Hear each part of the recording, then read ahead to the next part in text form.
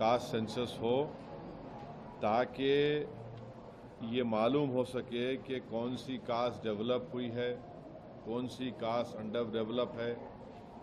और दूसरा ये है कि फॉरवर्ड कास्ट में कितने वो लोग डेवलप हुए, कितने उसमें डेवलप नहीं हुए हैं।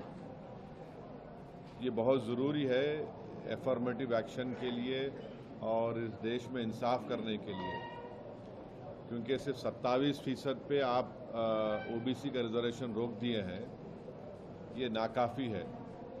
और कास्ट सेंसस ही इस चीज़ को साबित करेगा कि बैकवर्ड कास्ट इस देश में कितने पीछे हैं, कितना उनसे नाइंसाफ़ी हुई है। तो हम बीजेपी से डिमांड करते हैं कि आप बार बार ये बोलते कि आप क्या बोले, विकसित भारत बोलते, जनधन बोले, फिर आप 370 निकाल दिए, ये सब चीज़ें आप बातें करें, मगर कास्ट सेंसस के ऊपर हमेशा आप पीछे हटते थे।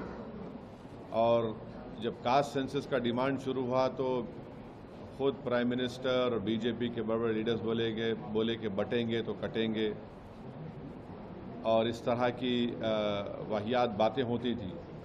मगर कास्ट सेंसस करना ज़रूरी है। हम बीजेपी से जानना चाहेंगे कि आप क्या इसको शुरू कब करेंगे। देखिए, सेंसस शुरू होना है तो कास्ट सेंसस होगा, फिर ये कंप्लीट कब होगा, क्या 29 के पार्लियामेंट इलेक्शन से पहले ये रिपोर्ट आ जाएगी या नहीं आएगी। और साथ ही साथ ये है कि बीजेपी हमेशा बोलती पसमानदा मुसलमान। भाई, पसमानदा मुसलमान का क्या मौक़िफ़ है, क्या उनका स्टेटस है, कितना डिप्रेविटी उनमें है, और जो नॉन पसमानदा मुसलमान है उनका क्या पोजीशन है।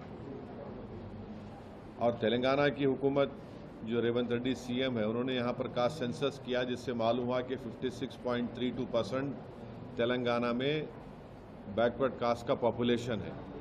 और रेजोल्यूशन भी पास हुआ कि तेलंगाना में बैकवर्ड क्लास का रेजोल्यूशन 42% होना चाहिए। तो जाहिर है जब कास्ट सेंसस होगा तो गवर्नमेंट किसी की भी हो, उनको 50% के थ्रेशोल्ड को ब्रेक करना पड़ेगा।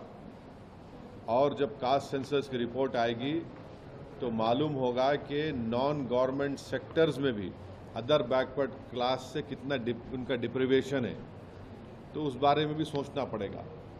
तो एफर्मेटिव एक्शन की बहुत ज़रूरी है। और ये जो नारा काशीराम ने दिया था कि जिसकी जितनी आबादी उतनी उसकी भागीदारी, ये इसको प्रैक्टिकली इम्प्लीमेंट करना है ज़रूरी है हमारे भारत देश में।